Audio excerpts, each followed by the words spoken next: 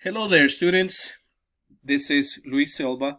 I am your social studies teacher, and today we're going to be looking at the road to World War II.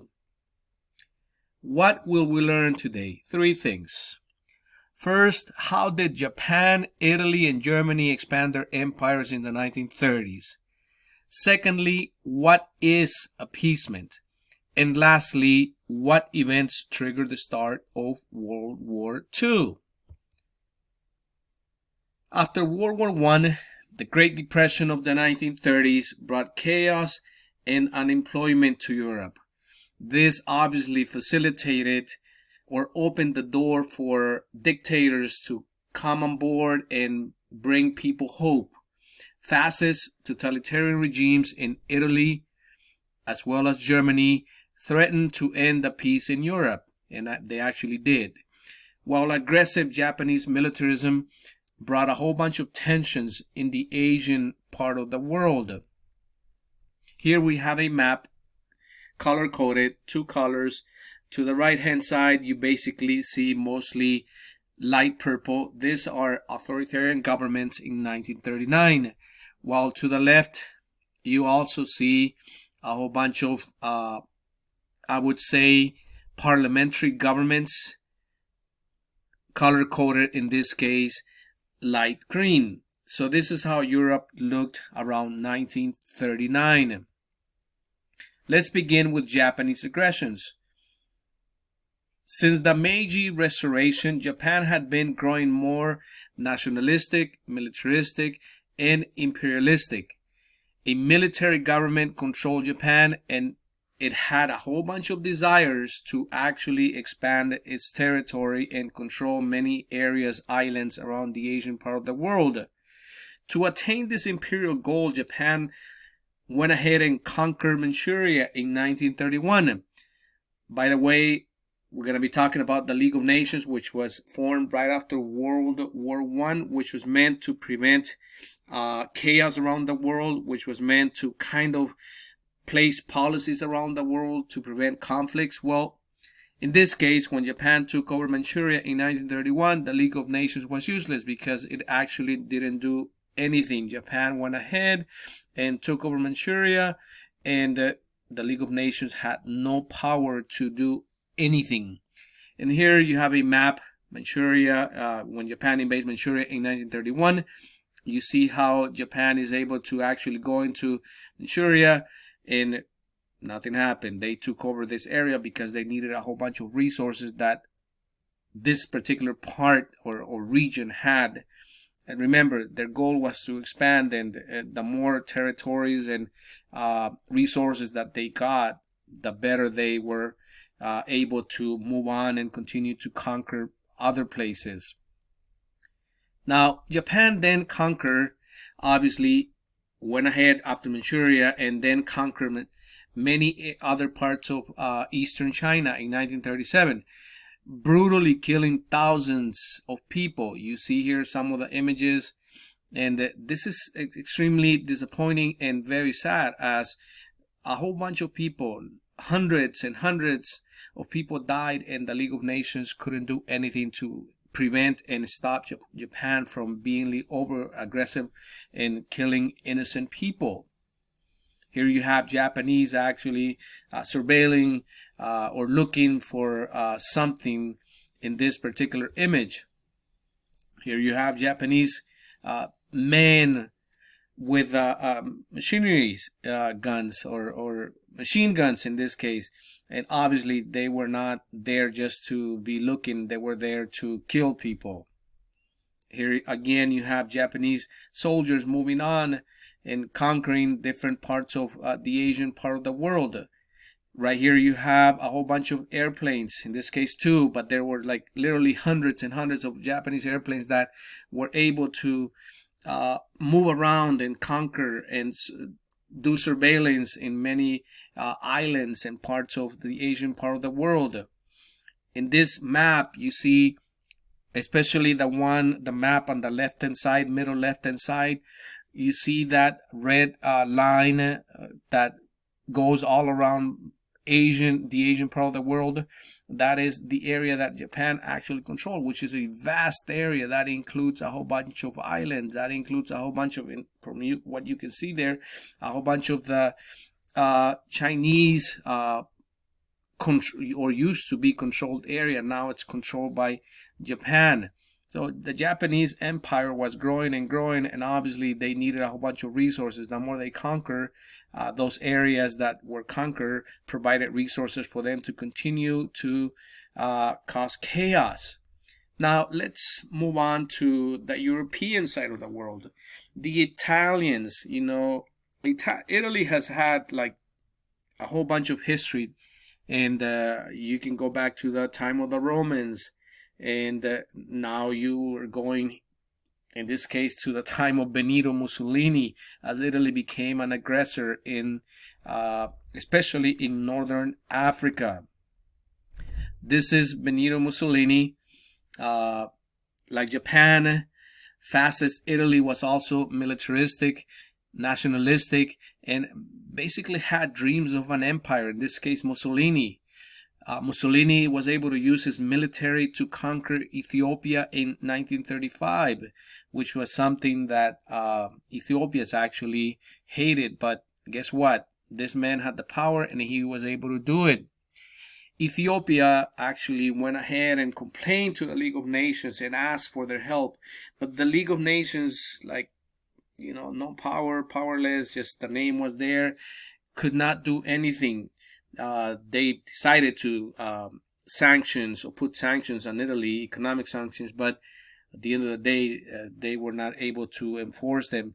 So by 1936, Mussolini controlled Ethiopia completely.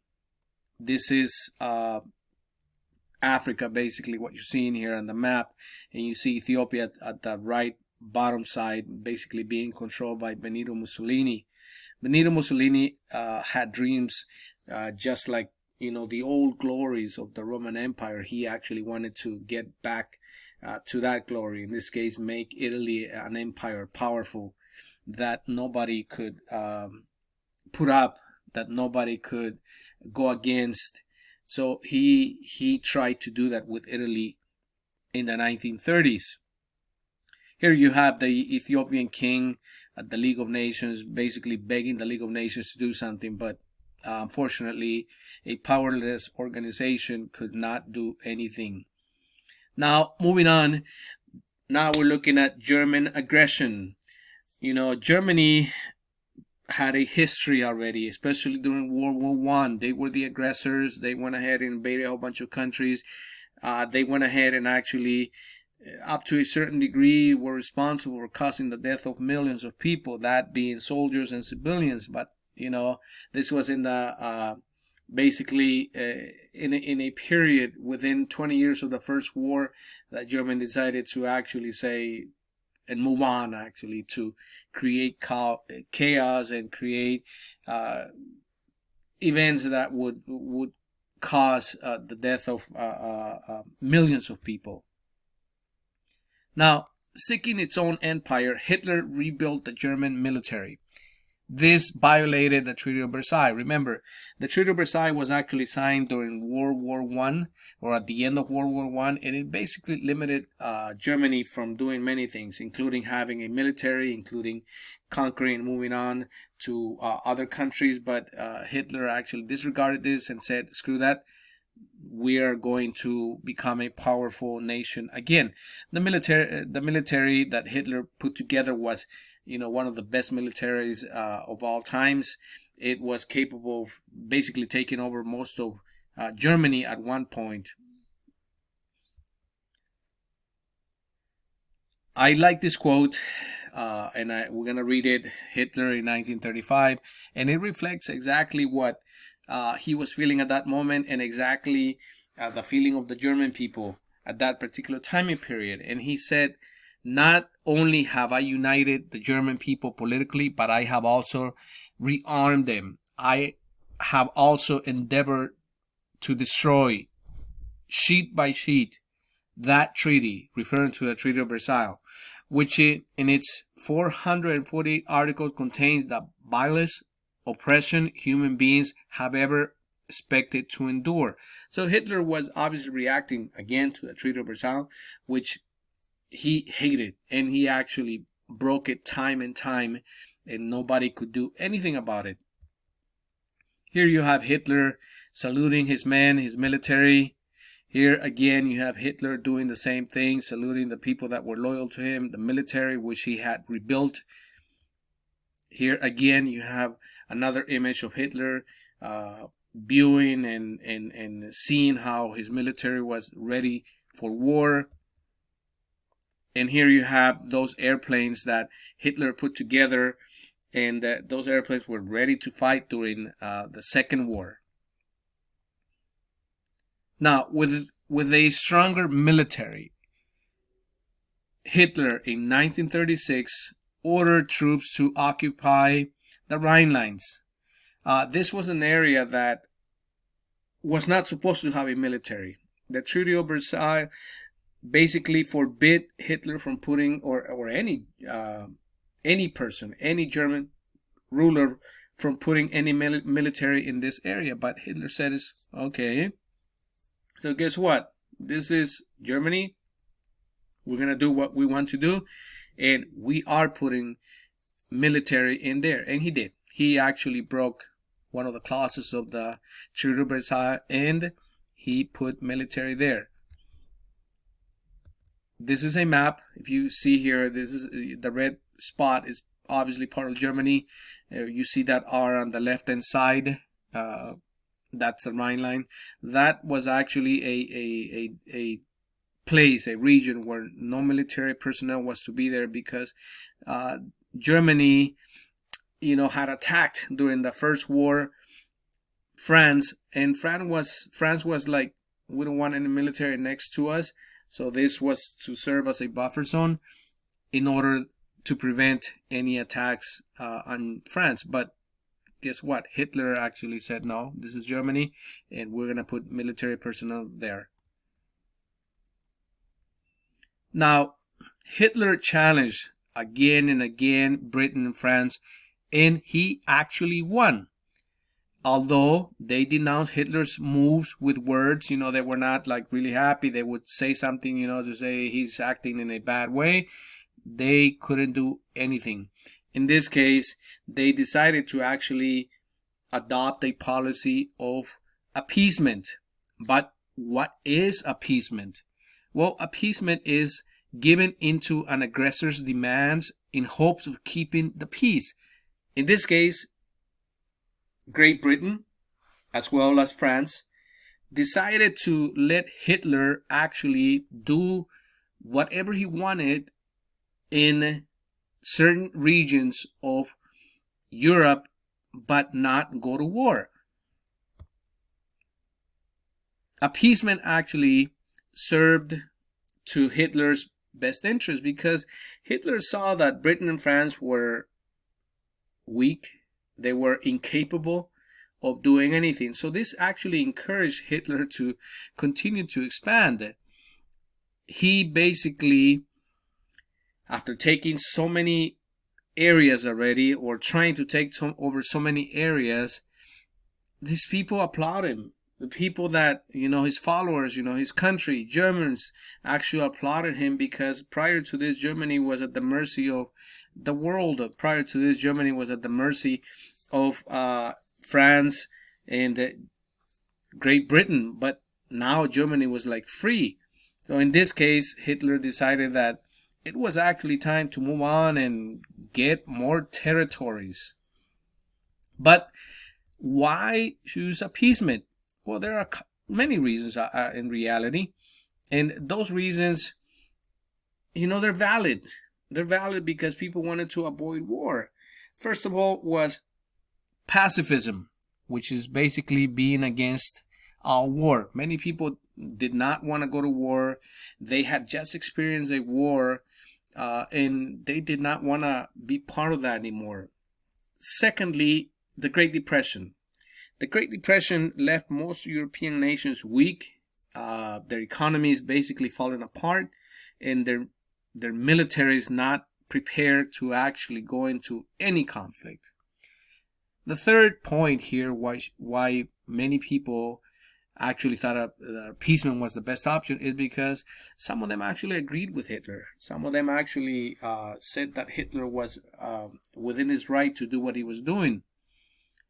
Then you also have another valid point, which was Hitler, or Germany, was like a buffer zone, a defense zone against communism. Many people thought that the Soviet Union, since they were communist, may try to take over Europe, and Hitler was like this wall that would prevent Joseph Stalin and the Soviet Union from actually crossing into Europe and taking over Europe. And many people actually thought this was good. And lastly, there was a lack of strong leadership.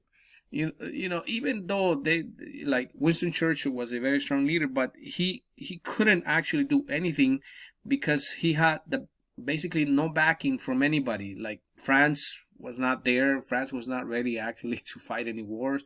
The United States, which was the other powerful nation, was not there. The United States, in reality, decided to stay neutral, rightfully so, after just fighting in World War I. So nobody wanted to be part of another conflict. Here you have an image of all these brutal dictators and leaders. You have Joseph Stalin. You have the leader of Japan. You have Mussolini. You have Hitler. And I like this quote, which basically tells the story of the 1930s, which says, "All that is necessary for the triumph of evil is that good men do nothing." And obviously nobody did anything. France didn't do anything. The US didn't do anything. England or Great Britain didn't do anything. In this case, this obviously paved the way for these dictators to roll around and take over as many places and lands as they wanted to. Now, the Axis powers. In the face of appeasement, the weakness of Great Britain giving in and France to Hitler's demand, in 1936, Italy, Germany, and Japan formed the Axis alliance and agreed to allow each other to pursue their own empires. And obviously, they wanted to fight against communism. So this is a good thing because, like I mentioned before, Hitler was against communism, and Hitler served like a wall for the rest of Europe against communism. Both Germany and Italy sent troops to Spain to help Fascist General Francisco Franco gain power in the Spanish Civil War. This was really interesting because during the 1930s, Spain went through a civil war, and the fascist General Francisco Franco wanted to take control of, in this case, the government of Spain. So Germany and Italy, like good neighbors, they actually went ahead and said, "Hey, we'll help you. We'll send you, like airplanes. We'll send tanks." And this served as a training ground for Germany as well as Italy to prepare their troops to fight during World War II. Here you have another image. You have the Nazi sign right there, the Japanese flag there also. Here you have German expansion, soldiers ready to fight. Here you have Benito Mussolini. And in this case, we have him actually expanding Germany. And one of the first areas that Hitler decided to move on was to annex Austria. Hitler's goal was to unite Austria with Germany.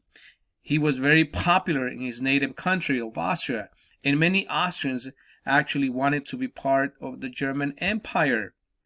In 1938, Hitler forced the Austrian Chancellor to put the Nazis in power. When the Chancellor refused, Hitler actually sent the German army into Austria and imprisoned the critics. Hitler again broke the Treaty of Versailles by actually going into Austria and taking it. So here is Germany. You see Germany all on the top of this image here, to the basically covering all the top.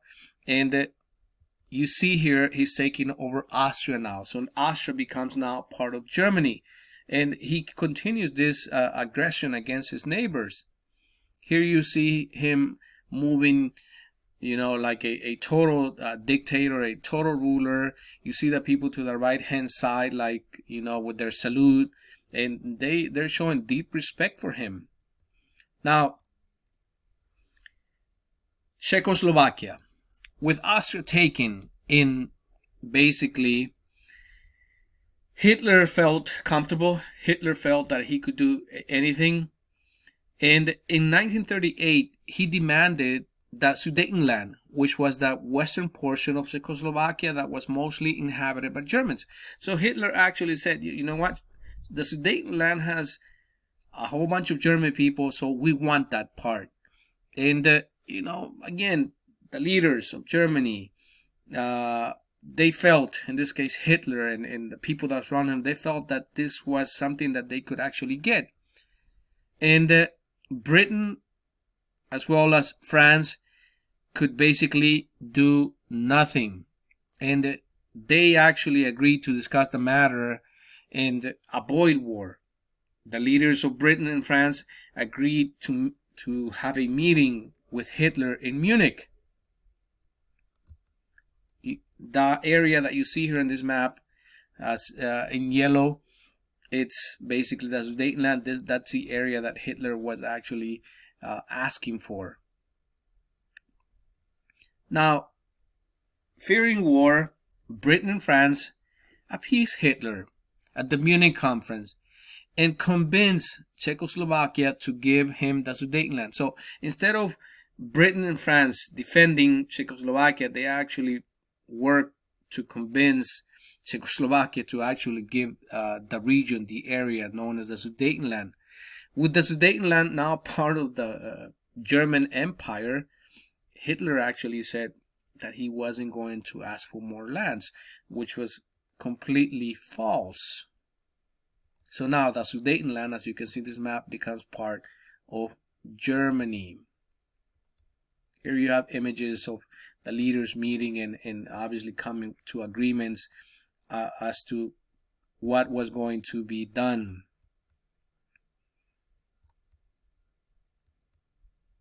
You see here, and in the previous pictures, military personnel walking and showing that they were actually powerful and that they could do anything they wanted to. Here you see this female in particular saluting Hitler. She's crying, she's happy because they think that Hitler is bringing hope. And this is what the Great Depression caused, basically. Many people were hopeless, many people did not know what to do, and Hitler was one of those saviors that actually came and promised people so many things. And people were loyal to him. People felt that he could do so many things for them. Now, continuing on with Czechoslovakia, shortly after Hitler was given the Sudetenland, he broke the Munich Agreement. He actually went ahead and said, screw this, we're not going to follow this agreement. And he ordered his troops to actually occupy the Czechoslovakian provinces of Bohemia and Moravia. Let's see the map. Here's, if you can see here, right in almost in the middle, you see Bohemia and Moravia. Those areas actually were taken by Hitler again. So you see there, slowly but surely, Hitler is actually taking over every single area around Germany. Now, Hitler then made Slovakia, which was the other part of Czechoslovakia, a Nazi puppet government, which put the whole country of Czechoslovakia under Nazi domination. Again, Britain and France did nothing to combat Hitler's aggression and lies. So now you see on this map, you have basically most of that area under the control of Adolf Hitler. Here you see this picture where Hitler is being saluted, and obviously also the flag, the symbol, this symbol that represents, to many people and to the world, actually not many people, but to actually the entire world, It's a sign of aggression, it's a sign of death, it's a sign of many bad things that took place in Germany at that particular time period. And here you have images of, you see a map of Europe, and you see Hitler actually controlling with strings or like barbed wires most of Europe. That actually includes even France. So Hitler was on a move to control basically all of Europe, and he actually did up to a certain degree. Now, the German expansion, continuing on with the Polish corridor, with Austria and Czechoslovakia in Nazi hands, Hitler turned east to Poland to attain his request for Lebensraum. In 1939, Hitler demanded Poland to give him the Polish corridor, which was land that had been taken away after World War I. Hitler felt that the Polish corridor belonged to Germany and he was going to get it regardless. Now, appeasing Hitler proved to be horribly unsuccessful. So Britain and France vowed to protect Poland's freedom and uphold the Treaty of Versailles, even if it meant going to war. So in this case, you have France as well as Great Britain, or Britain, realizing that they probably made a mistake by letting Hitler take some of these territories that he wanted, because now Hitler wanted more and more. So they said, if Hitler goes into Poland, then we're going to go to war. We're going to have a big or a massive conflict.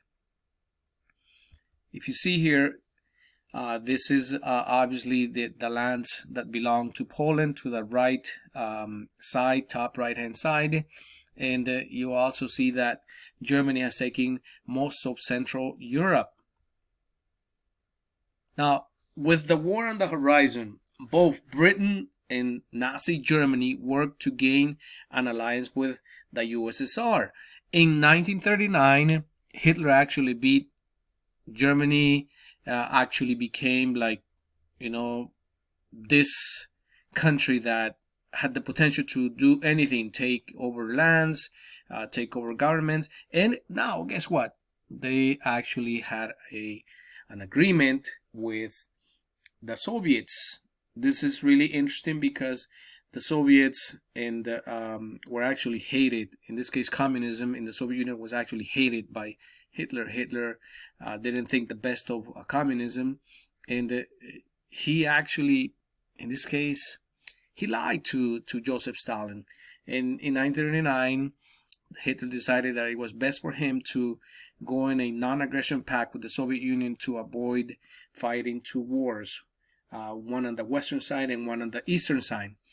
And the Soviet-German non-aggression pact actually came down to dividing, in this case, Poland, and dividing Poland half to the Soviet Union and half to the Germans. And that's exactly what happened.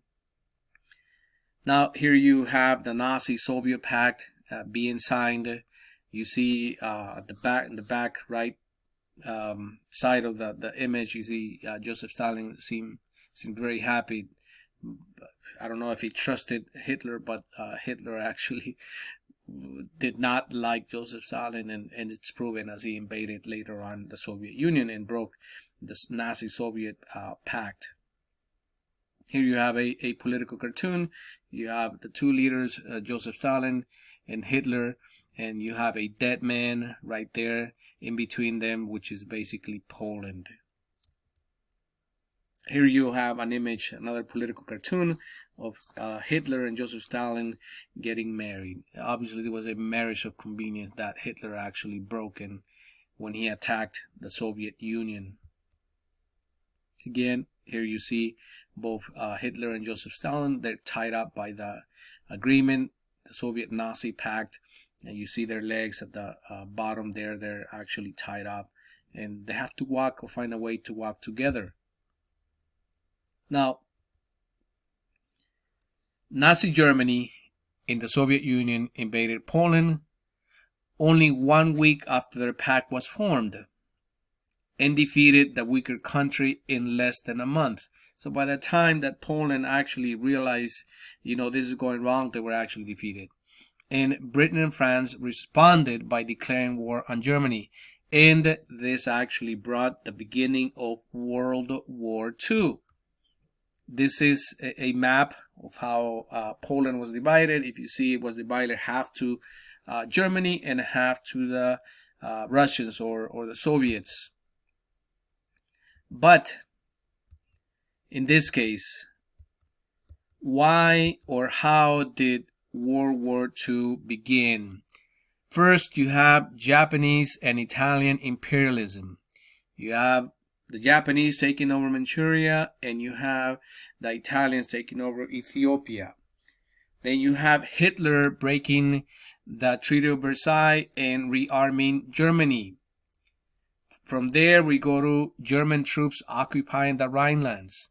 Again, Hitler broke the Treaty of Versailles, and obviously he went ahead and continued to taking over more lands, as he ends up taking over Austria, breaking the Treaty of Versailles, and basically ignoring many of those rules and laws that were there just to basically prevent Germany from taking over the entire world. Then you have Hitler taking over Czechoslovakia.